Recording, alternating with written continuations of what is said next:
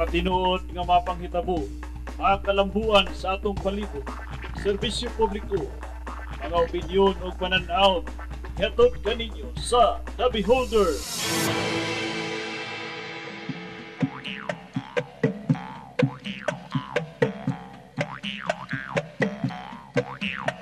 Ang kinaiyahan ning kalibutan, balaan ng gasagikan sa kahitasan.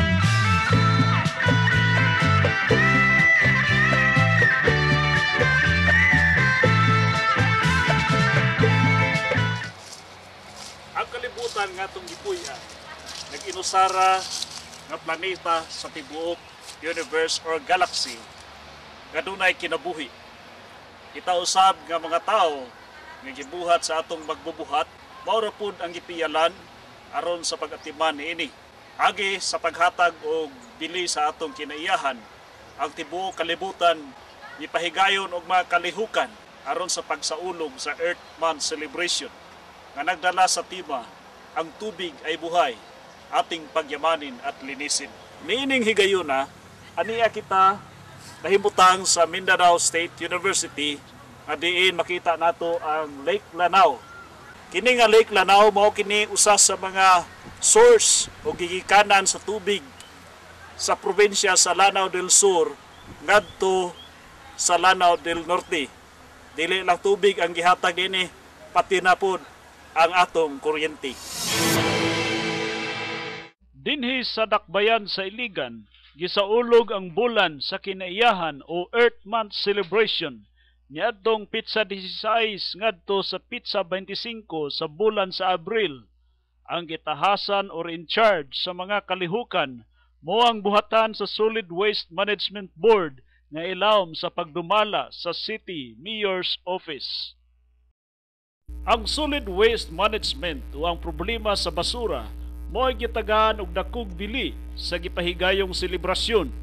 Gipatinaw ni Honorable City Councilor Chonilo Ruiz ang kasamtangan nga chairman sa Committee on Solid Waste Disposal nga ang sayop nga pamaagi sa paglabay sa atong basura dako kaayo og epekto sa atong kinaiyahan labi na gayon sa atong katubigan. Tungod kay ang basura man mo ay hinungdan sa pagkahugaw sa atong tubig. Atong dagat nahugaw tungod sa basura. Ang atong suba nahugaw tungod sa basura. Ang atong katunggan nahugaw tungod sa basura. Sa ato pa kung ang atong basura ayora to pagdumala sa atong tagsa-tagsa ka panimalay, ang atong tubig nga atong imnon mahimong limpyo. Niya kita karon sa Santiago Dam Site.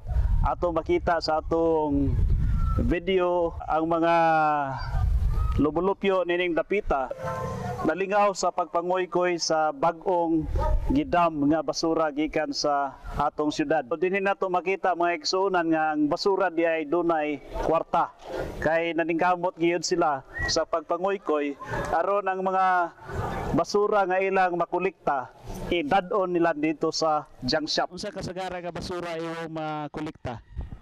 Mga plastic o mga light o mga karton o papel. Okay, aniya kita karon sa Barangay Tambagan diin atong makita ang puwerte kaayong daghanang nagkabundok nga basura nga gibaligya sa junk shop. Kani nga kuan basura makatabang yun siya sa katauhan. Labi na katong lisod og walay mayong pangitaan then lisod og trabaho. Bisag sa basura lang ni, bisag ginagmay lang ni. Makapalit lang yapon sila bugas. Pero dagamay sa klase nga basura sama sa lata, plastic o kanang botelya. Magamit yapon na siya. Bisag ginana lang na siya kagamay pero makatabang yapon na sa tuwa. Kanang na mga basura sa mga balay bisag lata, plastic, ilay-ilay lang ninyo kay kana siya mahali na siya, pwede yapon na siya makwartahan nato bisag ginagmay lang, tigom-tigom lang god.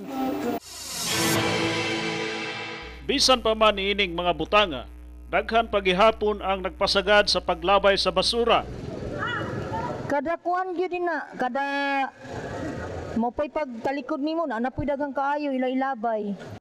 Busa gipaning kabutan gayud sa kagamhanang lokal sa Iligan City ug gisuportahan usab sa mga pribadong sektor ang gihimo nga all-out information drive mahitungod sa solid waste management ngadto sa nagkadaiyang kabaranggayan sa Dakbayan. Ako simple ginagawa yun sa inyo. Palikod lang, gulabon lang ninyo ang basura sa inyong panimalay. Into, madunot o dili madunot. Katong April 14, atong giahawhag ang mga kabaranggayan nga magsugod sila sa paghatag og kanang mga impormasyon sa ilahang katawhan through sa ilahang house-to-house campaign. Kay importante manggod ni ang mga katawhan makabalo sa importansya ani ang kaning ato ang problema karon regarding aning solid waste problem kaning kabundok nga mga basura. So kabalo man gyud ta kung unsa gyud na epekto sa tua. Under RA 9003 man gyud gi-mandate man gyud nga ang barangay sila gyud ang mo-manage sa kanang household segregation.